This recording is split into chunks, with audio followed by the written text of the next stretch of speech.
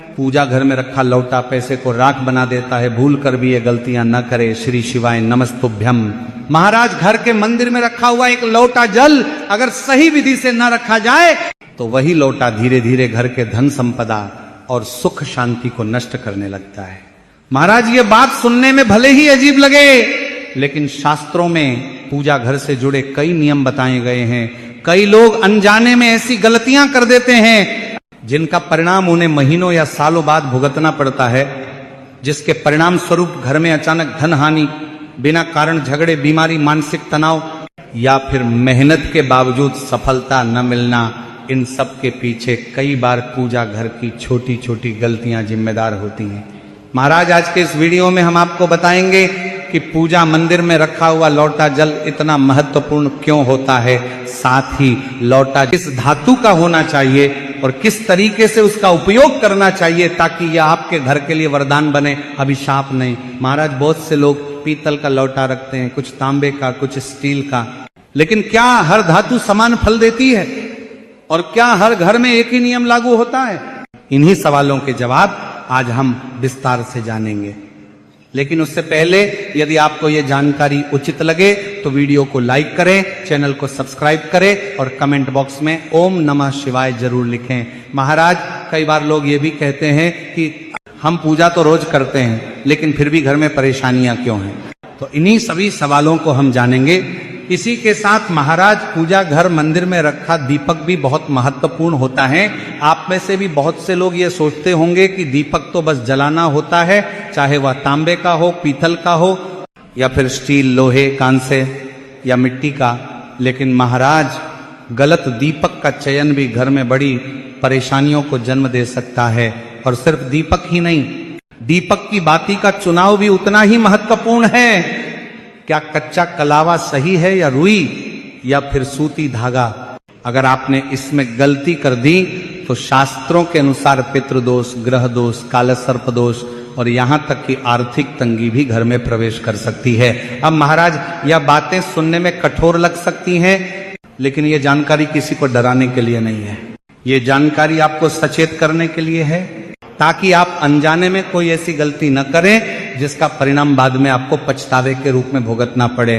तो संपूर्ण जानकारी के लिए बने रहिए वीडियो के अंत तक। अब महाराज, बहुत से लोग एक और सवाल पूछते हैं कि मुख्य द्वार पर जल छिड़कने का सही समय और सही तरीका क्या है? क्या ये स्नान के बाद करना चाहिए या बिना स्नान के भी किया जा सकता है? क्या झाड़ू लगाने से पहले जल छिड़कना सही है या नहीं? इसी के साथ महाराज, माताओं बहनों का एक महत्वपूर्ण सवाल रहता है कि क्या पीरियड्स के दौरान मुख्य द्वार पर जल छिड़का जा सकता है? क्या उस समय दीपदान करना उचित होता है या नहीं? साथ ही ये भी जानना जरूरी है कि जब हम मुख्य द्वार पर जल छिड़कते हैं तो जल अंदर की तरफ छिड़कना चाहिए या बाहर की तरफ? और जो लोग फ्लैट या किराए के घर में रहते हैं जहां कोई अलग आंगन या चौखट नहीं होती, उनके लिए ये नियम कैसे लागू होंगे?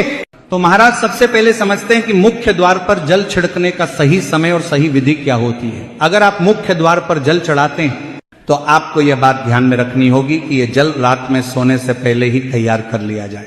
सोने से पहले आप एक पात्र लेंगे, चाहे वह तांबे का हो, पीतल का हो, स्टील का हो या चांदी का। आपको किसी भी धातु का एक पात्र लेना है और अगर आपके पास गंगा जल उपलब्ध है तो उसमें गंगा जल की कुछ बूंदें डालें और फिर शुद्ध जल से उस पात्र को भर दें। महाराज, अगर गंगा जल नहीं है तो केवल शुद्ध जल भी पर्याप्त होता है। इस जल को रात में अपने घर की रसोई में रख दें।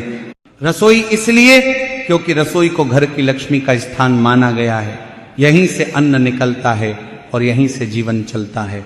अब महाराज, सुबह उठने के बाद सबसे पहला काम यही होना चाहिए कि आप उस जल को लेकर अपने घर के मुख्य द्वार पर आ जाएं। जो जल सुबह सबसे पहले मुख्य द्वार पर छिड़का जाता है वह केवल पानी नहीं होता, वह आपके घर की नकारात्मक ऊर्जा को बाहर करने का माध्यम बन जाता है। ऐसा माना जाता है कि सुबह सुबह माता लक्ष्मी हर घर के द्वार पर आती हैं।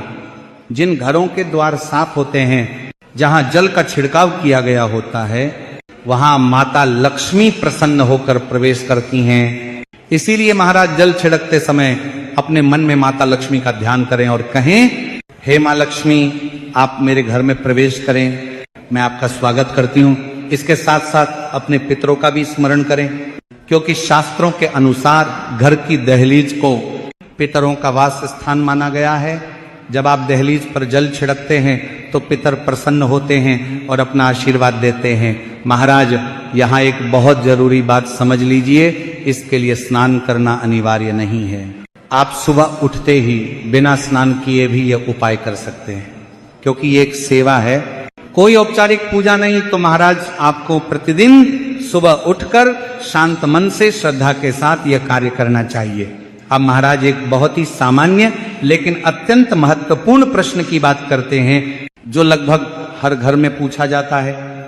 बहुत से लोग सुबह उठते ही सबसे पहले झाड़ू लगा देते हैं और उसके बाद जल का छिड़काव करते हैं, जबकि कुछ लोग पहले जल छिड़कते हैं और फिर झाड़ू लगाते हैं। तो आखिर सही तरीका क्या है? तो महाराज, शास्त्रों के अनुसार सुबह उठने के बाद सबसे पहला कार्य जल का छिड़काव होना चाहिए, न कि झाड़ू।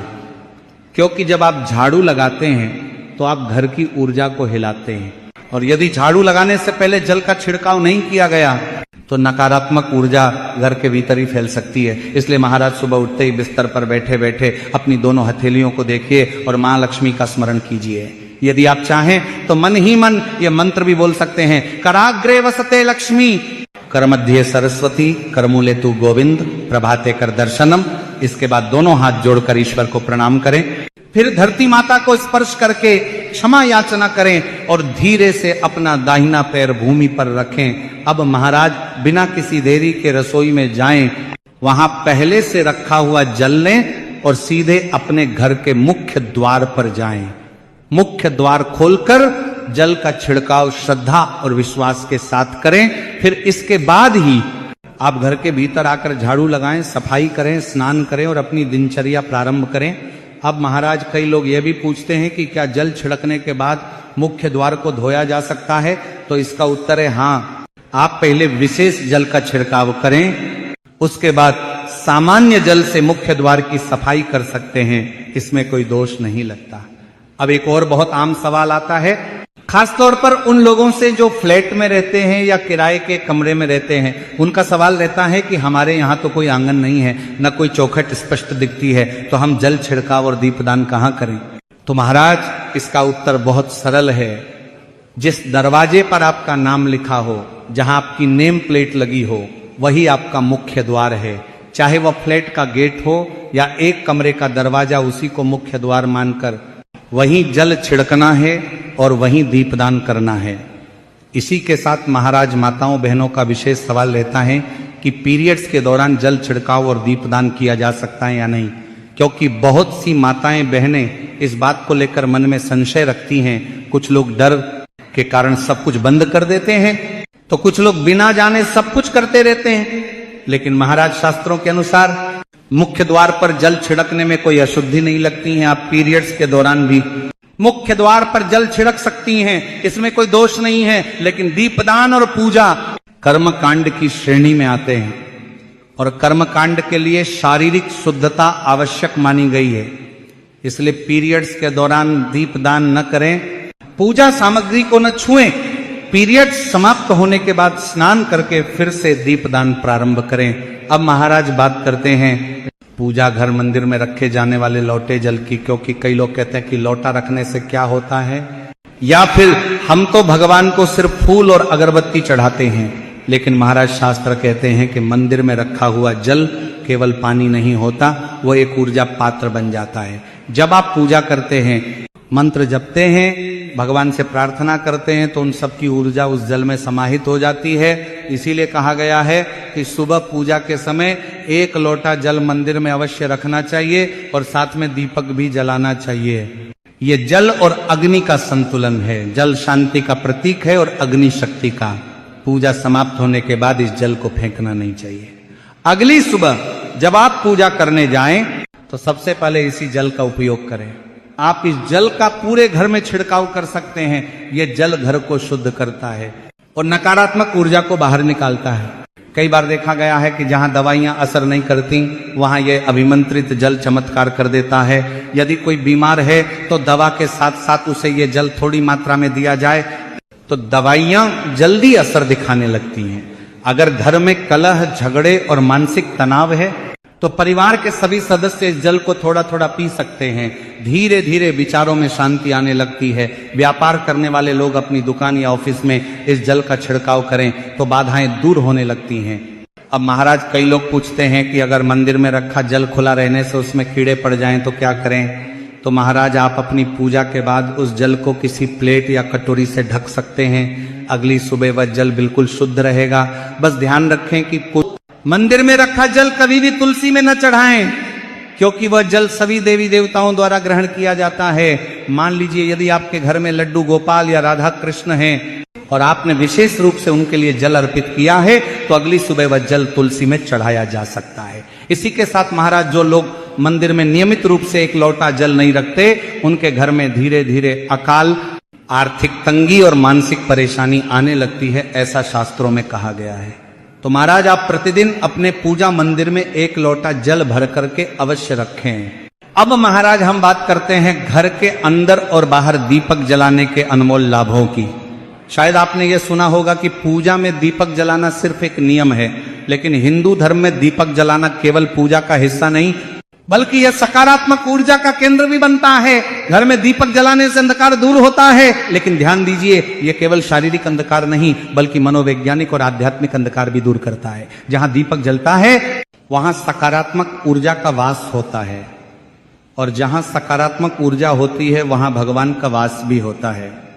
महाराज, शास्त्रों में यह स्पष्ट कहा गया है कि घर के बाहर दीपक जलाने से 5 बड़े लाभ होते हैं। पहला, अंधकार दूर होता है। जैसा कि मैंने कहा, यह केवल घर की चारदीवारी में रोशनी नहीं फैलाता बल्कि मन और विचारों में भी प्रकाश भरता है। जहां दीपक जलता है वहां नकारात्मक ऊर्जा प्रवेश नहीं कर सकती है। उस घर में शांति, स्वास्थ्य और समृद्धि अपने आप बढ़ती है।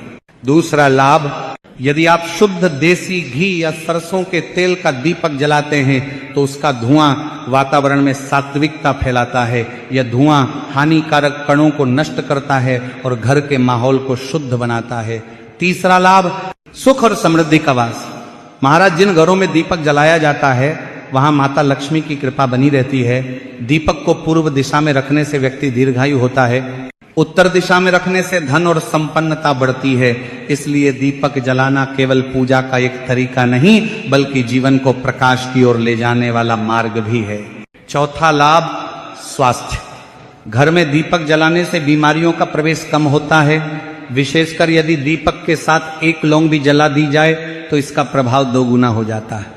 यह त्वचा संबंधी बीमारियों और सांस संबंधी परेशानियों को दूर करने में सहायक होता है। और 5वां लाभ, शुभ शक्तियों का आकर्षण। जो घर सुबह शाम दीपक जलाता है वहां कभी अंधकार नहीं रहता। जलता हुआ दीपक शुभ शक्तियों को चुंबक की तरह आकर्षित करता है। वह घर के लिए अत्यंत लाभकारी सिद्ध होता है। अब महाराज, हम बात करते हैं दीपक के प्रकार और उसके चयन की। कई लोग सोचते हैं कि कोई भी दीपक चलेगा, लोहे का, स्टील का, तांबे का या पीतल का। लेकिन शास्त्रों के अनुसार सही दीपक का चुनाव न करने से घर में शनि, राहु या मंगल की असंतुष्टि हो सकती है। स्टील के दीपक से पूजा करने पर शनि नाराज होते हैं। लोहे का दीपक दरिद्रता और कठिनाइयों को आमंत्रित कर सकता है। कांच के दीपक भी घर में राहु केतु के प्रभाव को बढ़ाते हैं। इसलिए कभी भी गलती से भी स्टील, लोहे या कांच के दीपक का उपयोग न करें। अब महाराज, सबसे शुभ जो दीपक है वह तांबे, पीतल और मिट्टी के दीपक होते हैं। यह घर में सुख, समृद्धि और शांति बनाए रखता है। और दीपक की बाती के लिए कच्चा कलावा या सूती रुई का उपयोग सर्वोत्तम है। गलत बत्ती के कारण घर में गरीबी और परेशानियां बढ़ सकती हैं। अब महाराज, बात करते हैं मंदिर में घंटी और ताली बजाने के महत्व की, क्योंकि घर या मंदिर में जब भी घंटी बजाई जाती है तो शास्त्रों के अनुसार उस घर का सभी पुण्य फल तुरंत आकाश में जमा होता है। हर जप, हर दान, हर साधना का पुण्य हमारे खाते में शामिल हो जाता है। और ताली बजाने का महत्व भी कम नहीं। जब हम भजन करते हैं या पूजा करते हैं तो 3 बार ताली बजाने से सभी पुण्य कर्म हमारे घर और मन में प्रवेश करते हैं। यह भी याद रखें कि घंटी केवल पूजा और भजन के समय बजानी चाहिए, खेल खिलौने के रूप में नहीं। यदि आप मंदिर बंद होने के बाद भी घंटी बजाते हैं तो शास्त्रों के अनुसार यह पाप का कारण बन सकता है। इसलिए घंटी हमेशा स्नेह, श्रद्धा और प्रेम से बजाएं। सही समय भी महत्वपूर्ण है। सुबह 4 बजे से लेकर 11 बजे तक और शाम 6 बजे से रात 11 बजे तक घंटी बजाना शुभ माना जाता है। रात 12 बजे के बाद देवता विश्राम में होते हैं, तो उस समय घंटी बजाना अशुभ और पापकारी माना जाता है। तो महाराज, यदि आपको यह जानकारी उचित लगी हो तो वीडियो को लाइक जरूर करें और चैनल को सब्सक्राइब करके कमेंट में यह जरूर बताएं कि आप ये वीडियो कहां से देख रहे हैं। धन्यवाद।